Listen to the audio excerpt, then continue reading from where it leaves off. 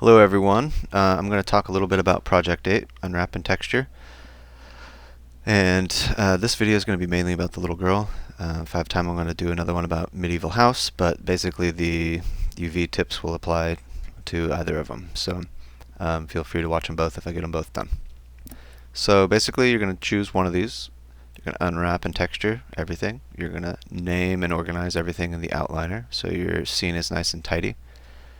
You can use multiple materials and textures, but the textures need to be powers of 2, so these sizes. Your texture budget is 2048 square, so one map that size, or smaller divisions of that size in 2s, so like 4, 10, 24s, or etc. And hand painted, so no photo sourced textures are going to count on this assignment. You guys got to unwrap this stuff and then hand paint it all. So let's talk a little bit about how to handle setting this project up so that the textures actually link correctly and everything works. Right here it says Maya project directory named that, with a scenes folder, a source images folder, and an images folder. Okay, so I'm just going to copy this because I know that's what I need the project to be named. Okay, so I'm going to copy that. I'm going to go over to Maya. And I need a new project, so I'm going to say File, Project Window, and click on New. And then up here at the top, I'm just going to paste what I just copied and change last name to my last name. And then I'm going to click on the location folder, and I'm going to navigate to where I want it to live. So in this MMDP 124 demos folder is where I want this project hierarchy to be structured. So click Select. Not saying I'm going to name the project this. I'm going to put the project here, and inside the project I'm going to make all these folders. So scenes, images, and source images, they're going to be created for us. And click Accept. Okay, so that's done. Well, out here you're going to click and download these. I've already got the little girl downloaded.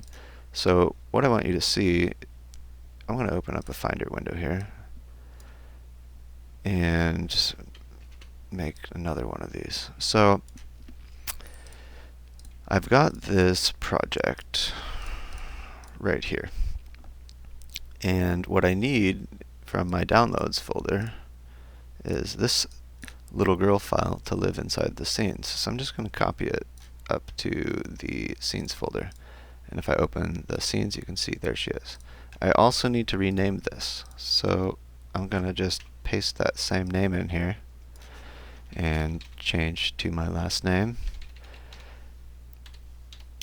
And now we've got a folder named correctly with a proper structure and a scene named correctly inside the scene. So we don't need these anymore. We can close them and go back to Maya.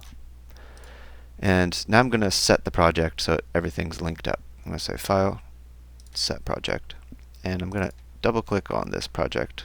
If you don't see it pop right up, navigate until you find it. And I like to double click on it so I see all the folders, because otherwise you might be a folder too high or something else. So as soon as I see them, you know you're good. I'm going to click Set.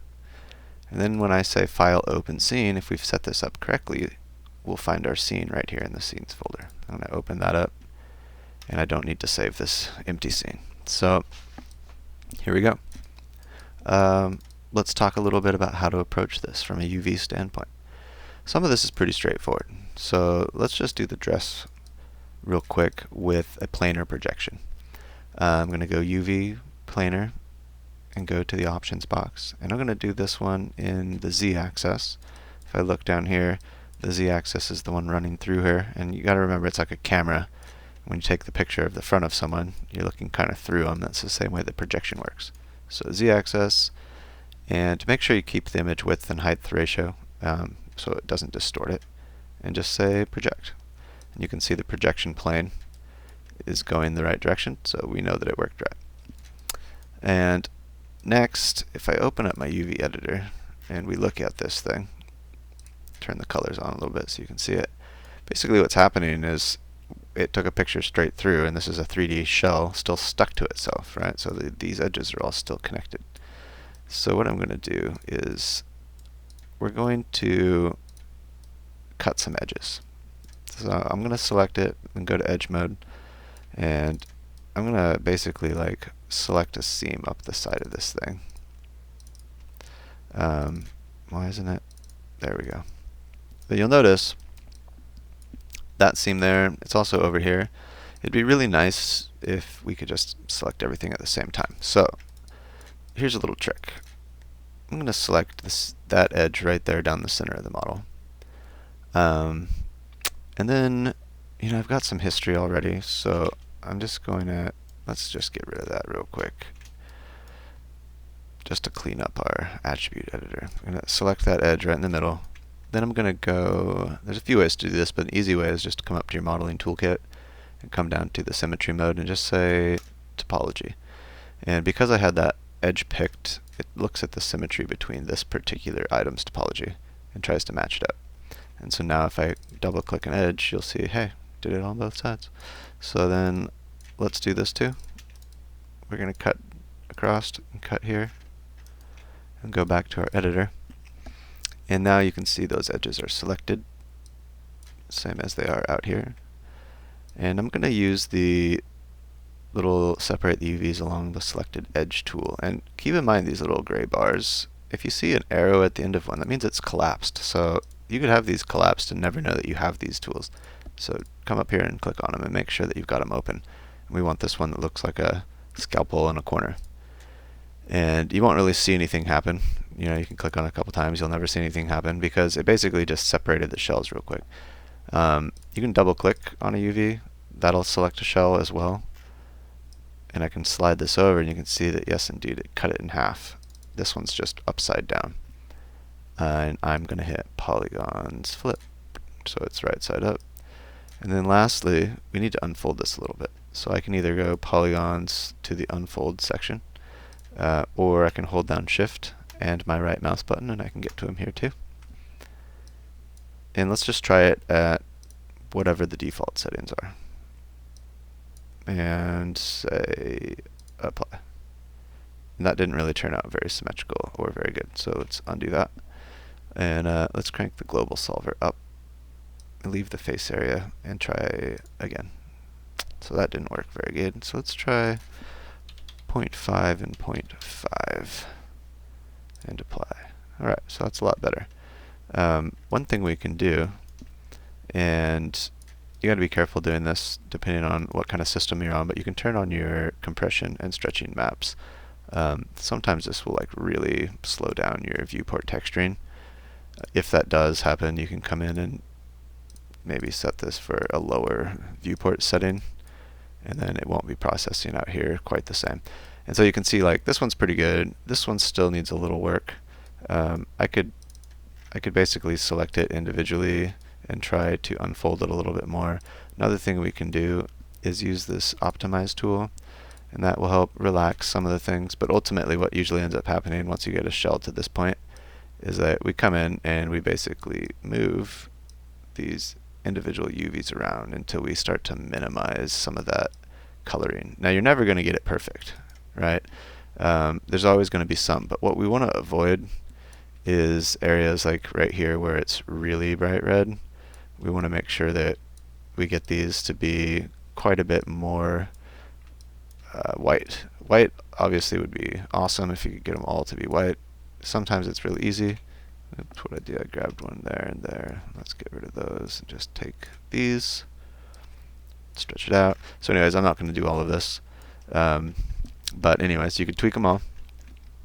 And then a quick and easy way just to get them back in the space is just layout. I'm going to go to the options here. I like to leave rotate off. And I'm just going to use a small map from now and click layout. And you'll see it packs the shells down. And they're not perfect, but they're getting there. You can tweak them forever. So let's look at this thing now. It's got some more history on it if we look in our attribute editor. So again, I'm going to Alt-Shift-D, or you can say edit, delete by type history, but Alt-Shift-D is easier. And let's do the hair real quick too. Basically, we're going to use that planar projection again, but I'm just going to go from the X instead, project it. So we got a projection going through the head. And I already know that I need to cut this seam, so let's just select it while we're here, like so. and then go back to our editor and then use our slice tool, select a shell, that way we can see them both. This one we need to flip this guy, and then let's see if our same unwrap settings worked alright, except for right here we got kind of a weird one, probably because this mesh is curled on itself. And then the other thing is this is the top of the head, and this is the top of the head, and so I'm going to basically kind of do this so that we can tell a little bit better that the face would be right here in the middle, and lay these back out. Oops, let me move this one again. Okay, good enough for now. You can always turn on your checkerboard too if you want to see how textured it is, but we'll need to make sure we're in viewpoint 2.0. There we go, and that we've got the texturing turned on out here as well as in our editor, which I think it is. There we go. Okay, so we got a little bit of pinch and stretch, but for the most part, pretty good. We got that one weird vert, or I guess UV right here that we'd need to kind of mess with, which is this guy. And so we can basically just kind of start playing with this guy's position until we get everything nicely aligned. And you can take as long as you want getting these things perfect. Better the UV layout, the better the texture. Okay, let's talk about the body. I'm going to introduce a new tool for this one. And I'm just going to isolate this view, which is Control 1. And or this little button right here, the blue square with the arrow pointing at it. Doing UVs planar through this thing is going to be a pain in the butt. So instead what I'm going to do is use the bonus tools UV editing auto unwrap UVs tool. And I actually have it right here on my shelf. So I'm going to select a mesh. And just to be safe, let's delete the history on all of this stuff. And I'm going to save my scene as well, just in case I crash anything. Okay. So I'm going to grab the mesh, and then I'm going to click the button. And these settings work pretty awesome by default. So I'm just going to check them for their reset settings, just leave it alone for now. And you can mess with it if you don't get a good result on your mesh. But basically what we do is select edges and add borders. It's a seam unwrap. So let's do the really obvious ones first. I'm going to select here, and again you can see we don't have symmetry going on. So select a line down the symmetrical path, and the modeling toolkit is the easiest place to find this. You can set the topology symmetry to this mesh now. And now when I select, we'll get both sides. So I'm going to select where I want a border, and then I'm going to click Add Borders, and you'll see that you get a big red glow. So real quick, I'm going to come in and cut where the arms and hands connect. Make sure that I get all of the lines, and say Add Borders. So now the arms are technically trimmed free from the body in UV space. I also need to unstitch them right here, so that they'll be able to open up. So I'm going to add some borders there. Now the hands can be tedious sometimes, but you basically need to grab the center line down the fingers. If it's modeled nicely, there should be a, oops, let's not do that. There should be a nice line down the middle that you can grab onto. And the reason that these edge loops aren't selecting all the way through is because of the joint topology at the knuckles, which, yes, it's nice if you could select all the way around, but it's also nice to have good joint topology that animates well. So I'll just take a second and select these guys. And this is another reason why you want to work with symmetry on, so that you don't have to mess around with doing the other hand once you're done with this. So, and then right here I'm just going to go down because it's kind of more the palm that we're cutting off. So that looks good.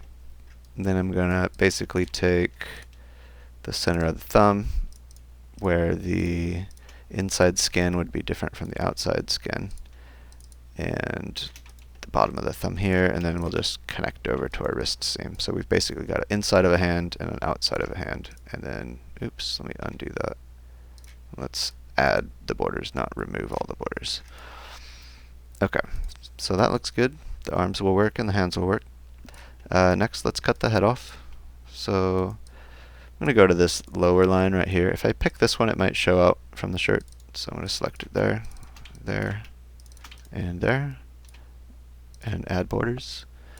And one thing I know from experience is that this neck is small and this head is big, so we're definitely going to get some stretching here as it tries to align to the bottom of this. And so one thing we can do to minimize that is cut some of this neck off right behind the edge of the jawline where it's going to be hidden a little bit. And I definitely don't want to cut up through the ear like that. So let's just go to there. And then I'll take this line around to the back of the head, and then we'll cut it in half back here. So basically this side and this side can unfold left and right of the face. And we'll add a border there. Alright, looking pretty good. Let's cut the head up the back too, so that these sides can unfold. We'll add some borders. Let's cut the ears off so that they can have a little more room to unfold. And for this particular ear, I think what I'm going to do is actually unstitch up a little bit so the back of the ear can unfold out from behind the front of the ear. And you gotta kind of play around with how you want to handle this kind of stuff, but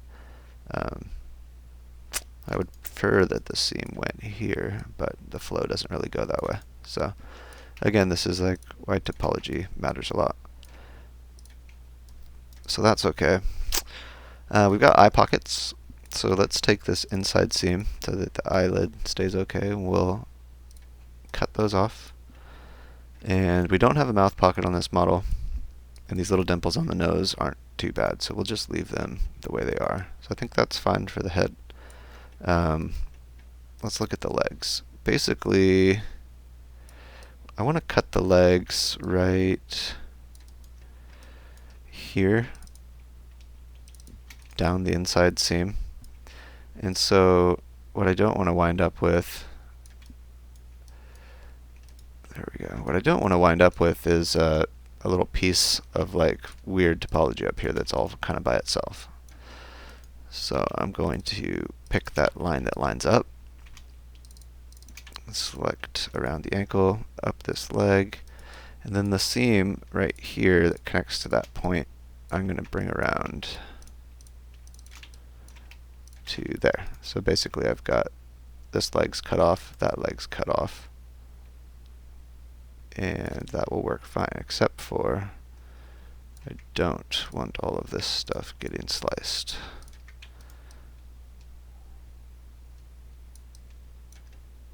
Okay, so add those borders. That looks good. For the feet, we basically have a center line right here down the toes. Make sure that you get all the way around so the bottom of the foot can get cut off. Add some borders. And then this is a tube as well. So we could either cut it right here, which would probably work okay, or you could cut it right here, which would probably work okay too. You just got to play around with it. Doesn't really matter. Just wherever it's going to look the best. So everything's done except for this. Basically, this torso piece needs a way to unfold. So I'm going to split it down the side following where that seam was and cut it at the top so the little tank top strap gets cut. And so now we've got everything pretty dialed. We can inspect it. We can come back and change this later if we want to. What I don't want is any of this either. So that must have got selected when that back did. So let's select these all the way to there and remove them. I'm seeing. Okay, there we go. So let's carry on. And if it's not perfect, you guys can mess with it, but I want to keep this video as short as I can. Now we're going to just click on continue, and you don't really see anything happen. You got to go up to the UV editor, and here you can see we have a model, and essentially it's still just kind of hanging out in 3D space. When you got this much stuff selected, be real careful using this color stretch deal, because it will try to template it all out here in real time, and it can take forever. This checkerboard pattern doesn't take near the viewport processing, so I prefer it for that reason. And you can see that the texture space looks pretty good, except for these stretches. And basically what we need to do is unwrap all of these shells. And we can try to do it all at once, or you can come in and do one at a time.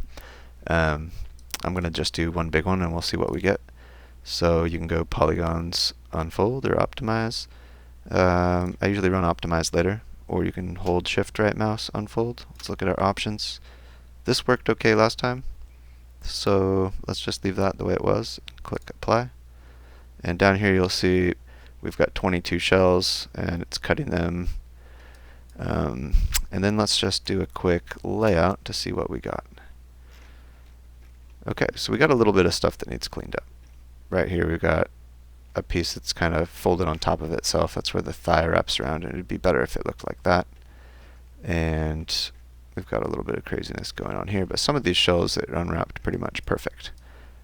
And so we could have to come in and tweak our settings and do some more unfolding, or you might have to come in and actually grab individual verts. Hands can be a pain, like thumbs and things like that. A lot of times we just have to bite the bullet on. We want to make sure that where the fingers unfold, that we come in and lay these out a little bit, which means a lot of times that you grab them and move them around. You can come up and use your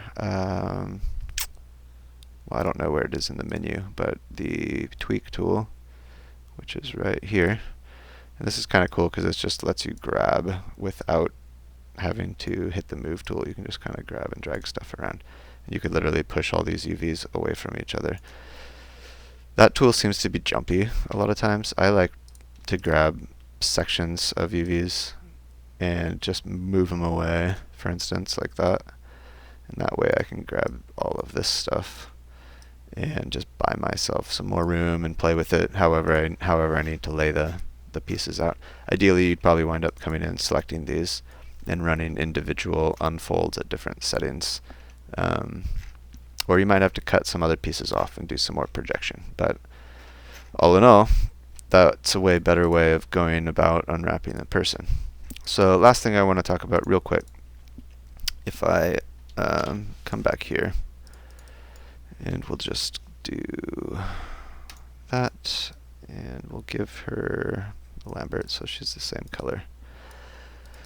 When we look at our texture space, say I want all of this character on one texture, but I want the objects to stay separate. One thing I can do when I open up the UV editor, if I have her body selected and her hair and skirt selected, when I do a layout, it's going to lay all of those things out into one texture space. Now technically, when I assign texture to her shirt, it's only going to be looking at this part, or if I assign it to her body, it's only going to be looking at this part. But you can stack shells. Usually what we do is we take this face shell, which you'll see right here isn't all that enormous, and we'll scale this. And we'll scale it pretty big. Like maybe we'll put it to its own map. Maybe it's 100% one map, or maybe it's a quarter of one map and everything else fits around it, because this is typically the part that you're going to see up close, and you want the most detail on the hair and face, the areas that you're going to see, and like the legs and arms. They don't necessarily need near as much texture space as do the eyes and the face and so forth. So if you want to lay them out on individuals, you can. One thing that gets kind of interesting is this face on this texture. You'd want to basically assign a separate UV set for it if you wanted to blow it up and have it on its own.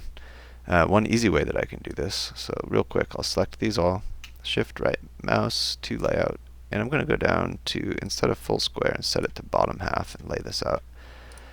And then let's see if it'll let me do an individual layout on this. So let's see if I can do top left and apply it. No, I figured it was going to do it to all of them. Okay, so what we can do though is lay all these UVs out to the bottom again.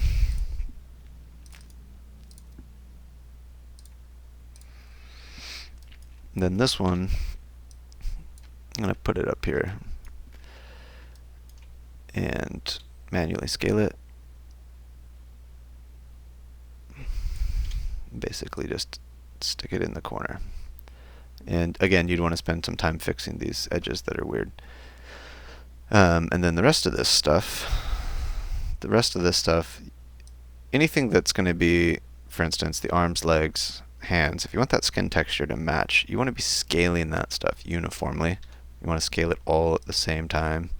There is a way using the Unfold 3D tool that you can get things to scale individually, but I wouldn't worry too much about that at this point. I would just worry about getting this stuff roughly into texture space. You got plenty enough map size to play with, so just give it your best. That's all I'm really going to cover now at this point. So good luck, guys. Hopefully this video will help you, and I will talk to you later.